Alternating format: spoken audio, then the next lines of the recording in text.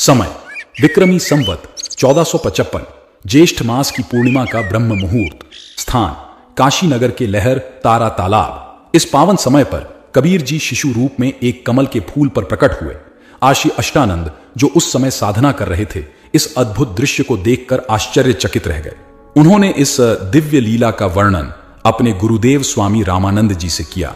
स्वामी रामानंद जी विष्णु जी के उपासक और वैष्णव धर्म के प्रचारक थे। उनके 1400 आर्ष प्रचारक शिष्य थे। ऋषि अष्टानंद की शंका का समाधान करते हुए स्वामी रामानंद ने कहा, ऊपर के लोकों का कोई देव पुरुष काशी में किसी के घर जन्म लेकर अपना प्रारब्ध पूरा कर रहा है।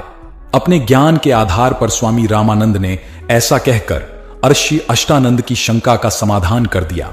नीरू और नीमा नामक दो जुलाहा दंपति पति पत्नी प्रतिदिन की तरह लहर तारा तालाब में स्नान करने जा रहे थे। संतान न होने के कारण नीमा अपने शंकर भगवान से रोते रोते प्रार्थना करती जा रही थी। जब वे स्नान करने तालाब में गए, तब कबीर परमात्मा पहले से ही शिशु रूप में कमल के फूल पर प्रकट हो चुके थे। तभी नीमा की नजर उस कमल के फूल पर जाती है और उसे वहां एक बालक दिखाई देता है। वह अपने पति नीरू से कहती है, देखो कमल के फूल पर एक बालक है। जब नीरू ध्यान से देखता है तो उसे भी बालक नजर आता है। नीरू बालक को उठाकर नीमा की गोद में दे देता है। नीरू ने नीमा से कहा, हमें नहीं पता यह बालक किसका है और हम इसे घर नहीं ले जा सकते। लोग क्या कहेंगे कि किसका बालक उठा लाए। तभी बालक रूप में कबीर परमात्मा शिशु रूप में बोल पड़े, मैं तुम्हारे लिए ही आया हूं, मुझे घर ले चलो, तुम्हें कोई कुछ नहीं कहेगा। और ऐसा ही हुआ। कबीर परमात्मा इतने सुंदर थे कि पूरा काशी शहर उन्हें देखने नीरू के घर आया। सभी कहने लगे, हमने ऐसा अद्भुत बालक आज तक नहीं देखा। कोई कहता यह देव पुरुष उतरा है, कोई कहता विष्णु का अवतार है, तो कोई शंकर भगवान की महिमा गाते हुए कहता काशी का उद्धार करने आए हैं। सब अपनी अपनी मत से कह रहे थे। नीमा ने बालक रूप में परमात्मा को जैसे ही दूध पिलाने की कोशिश की, परमात्मा ने मुंह बंद कर लिया। सभी प्रयास करने पर भी परमात्मा ने दूध नहीं पिया।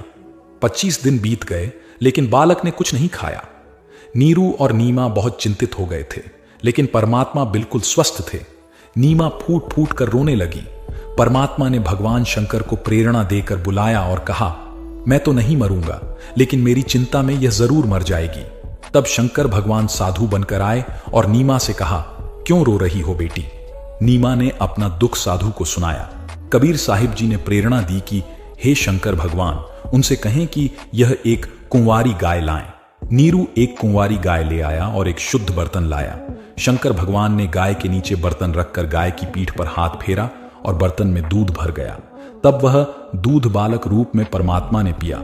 इसके बाद शंकर भगवान वहां से चले गए। जब शिशु रूप में परमात्मा का नामकरण किया गया तो काजी ने कुरान शरीफ में देखा और पहला ही नाम कबीर आया।